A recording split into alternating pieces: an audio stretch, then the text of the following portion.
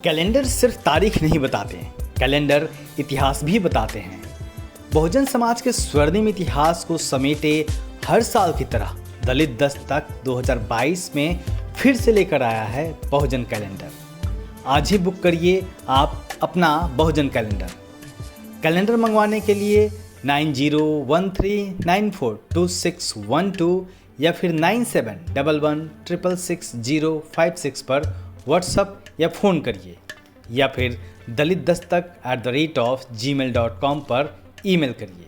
थोक में calendar order करने पर विशेष छूट दिया जाएगा।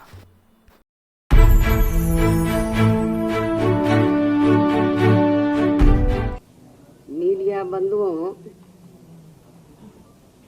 वैसे आप लोगों को ये विदित है कि पिछले महीने 9 अक्टूबर को मान्यवर श्री कांशीराम जी की पुण्यतिथि थी और इस मौके पर मैंने मान्यवर श्री कांशीराम जी स्मारक स्थल पर पूरे यूपी से लाखों की तादाद में आए हुए लोगों को संबोधित करते हुए आखिर में ये कहा था पार्टी के लोगों को, उनको आगे का प्रोग्राम देते हुए उनको ये कहा था कि यहाँ से जाने के बाद तो 21 अक्टूबर से तो आप लोगों को यूपी में 403 विधानसभा की सीटें हैं, तो प्रत्येक विधानसभा में जो आप लोगों ने पोलिंग बूथ की कमेटियां बनाई हैं तो उनके पदाधिकारियों का बंद जगह पर कैडर लेना है और चुनाव को ध्यान में रखकर तो उनको जो मैं समय समय पर प्रेस के जरिए, ट्वीट के जरिए जो भी कुछ मैं चुनाव को ध्यान में रखकर अपनी बात रखती रही हूँ तो उनको वो बताना चाहिए।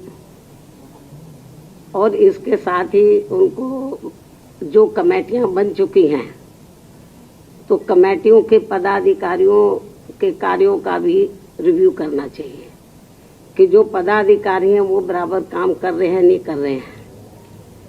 तो अच्छी बात यह है कि 21 अक्टूबर से आप लोग पूरे प्रदेश में यानी कि 75 जिलों में जितनी विधानसभा की सीटें सब में आप लोग पूरे जी जान से मेरे गाइडलाइंस के मुताबिक आप लोग काम में लग गए।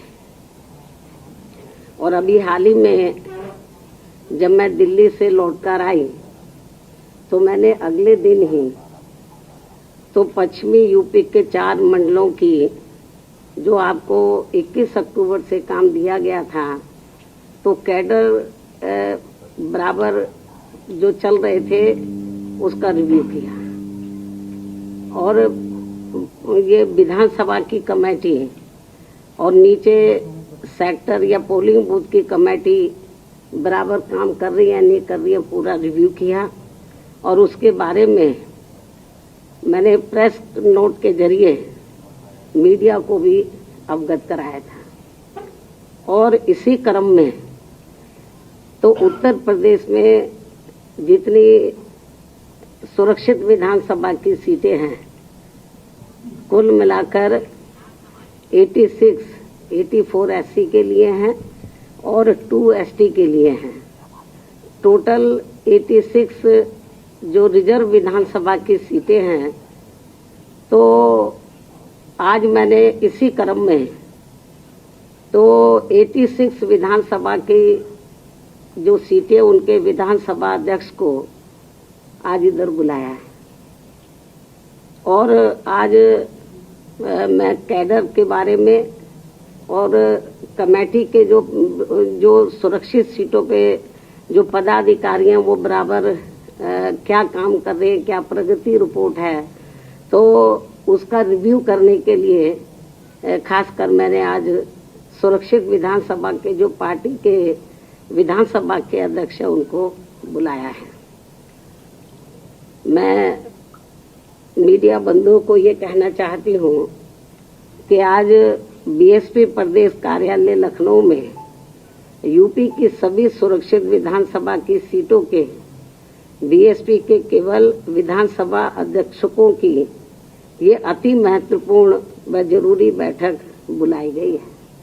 और इस खास बैठक में तो प्रदेश की प्रत्येक ऐसी विधानसभा की सीट पर पार्टी संगठन की सभी स्तर की कमेटियों के कार्यों की व खासकर पोलिंग बूथ की कमेटियों को जो कैडर दिए जा रहे हैं वो कैडर के कार्यों की तथा सर्व समाज में पार्टी के जनाधार को बढ़ाने की स्थिति की भी गहन समीक्षा आज की बैठक में की जाएगी। साथ ही प्रदेश की सभी सुरक्षित विधानसभा की सीटों को जिताने के लिए ठोस रणनीति तय करने पर भी विस्तार से विचार विमर्श किया जाएगा। इसके साथ साथ प्रदेश की सभी सुरक्षित विधानसभा की सीटों पर अपर कास्ट समाज में से खासकर ब्राह्मण समाज को जोड़ने के लिए पार्टी के राष्ट्रीय महासचिव व राज्यसभा सांसद श्री एस.सी. मिश्रा जी की टीम को भी अलग से विशेष ये जिम्मेवारी सौंपी गई है, जो इनके साथ बैठकर इसके लिए आज ही आगे की पूरी रूपरेखा भी तैयार करेंगे। इतना ही नहीं बल्कि ये सभी कार्य पूरी ईमानदारी व निष्ठा से पूरे करने के लिए इनको कुछ जरूरी दिशा निर्देश भी दिए जाएंगे। वैसे मुझे पार्टी के आज आए हुए सभी विधानसभा इंचार्जों व अध्यक्षों पर ये पूरा भरोसा है कि सन 2007 की तरह इस बार भी प्रदेश की सुरक्षित विधानसभा की सीटों पर पार्टी का जरूर अच्छा रिजल्ट आएगा। अब मैं मीडिया बंधुओं को ये भी अवगत कराना चाहती हूँ कि बीएसपी दूसरी पार्टियों की तरह कहने में बहुत कम बल्कि कार्य करके दिखाने में ही ज़्यादा विश्वास रखती है। इसलिए हमारी पार्टी किसी भी चुनाव में दूसरी पार्टियों की तरह अपना कोई भी चुनावी घोषणा पत्र आदि जारी नहीं करती है। और इसके बिना ही यूपी में 4 बार बीएसपी के नेतृत्व में बनी सरकार ने प्रदेश के विकास व आम जनहित में असंख्य ऐतिहासिक व महत्वपूर्ण कार्य किए हैं, जिन्हें इस चुनाव में प्रदेश की जनता को याद दिलाने के लिए एक फोल्डर भी तैयार किया गया है, जो पार्टी द्वारा जन जन तक पहुंचाया जाएगा। साथ ही उन्हें ये भी आश्वस्त किया जाएगा कि इस बार विधानसभा आम चुनाव में बीएसपी की सरकार बनने पर फिर से आगे भी ऐसे ही सर्वजन हिताय व सर्वजन सुखाय के कार्य किए जाएंगे। और फोल्डर जो तैयार किया है तो वो ये है, आपको भी दे दिया जाएगा, मीडिया को भी। ये हमने ये कई पेज का फोल्डर है, तो जो हमने तैयार किया है तो यूपी में ये पूरे 403 विधानसभा में गांव-गांव और कस्बे तक इस फोल्डर को लोगों के हाथों में दिया जाएगा पढ़ने के लिए, ताकि उन्हें ये एहसास हो जाए कि मेरे नेतृत्व में बनी सरकार ने तो यूपी में क्या क्या महत्वपूर्ण कार्य किए हैं।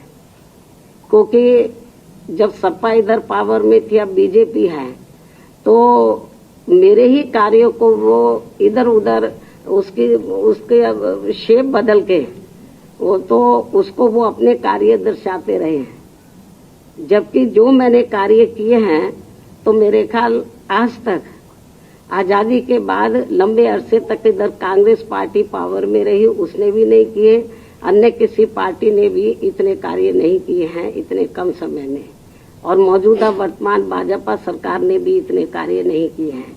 और इस फोल्डर में कोई विस्तार से जानकारी नहीं दी गई है, बल्कि जो मुख्य महत्वपूर्ण कार्य हैं उनका वर्णन किया गया है, तो ताकि ये जन जन तक ये मालूम हो जाए कि बीएसपी दूसरी पार्टियों की तरह कोई घोषणा पत्र आदि जारी नहीं करती है, कहने में कम कार्य करके दिखाने में ज्यादा विश्वास रखती है। और ये हमने अपनी 4 बार की हुकूमत में ये सब करके दिखाया है। तो ये फोल्डर आज जारी किया जा रहा है। पूरे प्रदेश में ये फोल्डर जाएगा और लोगों को मालूम हो जाएगा कि हमने क्या कार्य किए, और आगे हमारी सरकार बनती है तो इसी पैटर्न पर फिर से कार्य किए जाएंगे। तो प्रदेश का भी डेवलपमेंट किया जाएगा और जनहित का भी, और जो विभिन्न क्षेत्र में जो लोग काम में लगे हैं, चाहे गरीब है, मजदूर हैं, छोटा व्यापारी है, कर्मचारी है, वकील है, तो या हमारे छात्र हैं, महिलाएं हैं, बुजुर्ग हैं, सबके हितों में कार्य किया जाएगा जैसे हमने पहले किया था। और ये सब वैसे तो आप लोगों को मालूम है, मीडिया भी मालूम है, लेकिन मीडिया दर्शाता नहीं है। आपकी भी अपनी मजबूरी है, कितना दिखाना है बीएसपी को मैं समझ सकती हूँ, तो आपकी भी अपनी मजबूरी है, लेकिन हमारी भी अपनी मजबूरी है। जब हमें लगा कि आप लोग हमारे कार्यों को बराबर दर्शा नहीं रहे हैं, तो फिर हमें ये मजबूर होकर ये फोल्डर तैयार करना पड़ा है जो जन जन तक ये जाएगा। तो और इसके अलावा मीडिया बंधुओं को इन सब मामलों में विस्तार से जानकारी अलग से प्रेस नोट के जरिए भी दे दी जाएगी। धन्यवाद।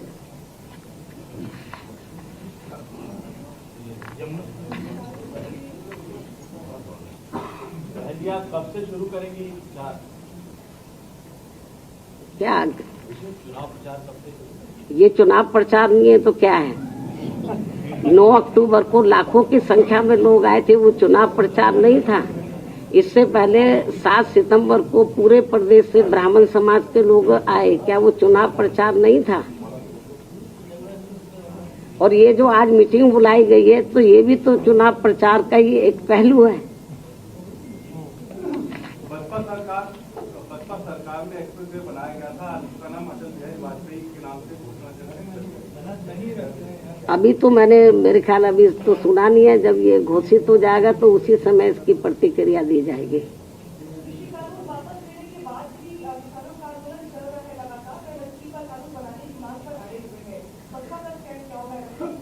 देखो, मैंने 2-3 दिन लगातार इसको लेके ट्वीट किए हैं। तो 3 कृषि कानून तो सेंट्रल गवर्नमेंट ने वापस ले लिए, लेकिन इनकी और भी कुछ जायज मांगे हैं। तो केंद्र की सरकार को, जो किसान संगठन है, तो उनके साथ बैठकर उनकी समस्याओं का समाधान करना चाहिए, ताकि किसान लोग तो खुशी खुशी से फिर अपने घरों में वापस जाकर तो अपने काम में लग जाएं।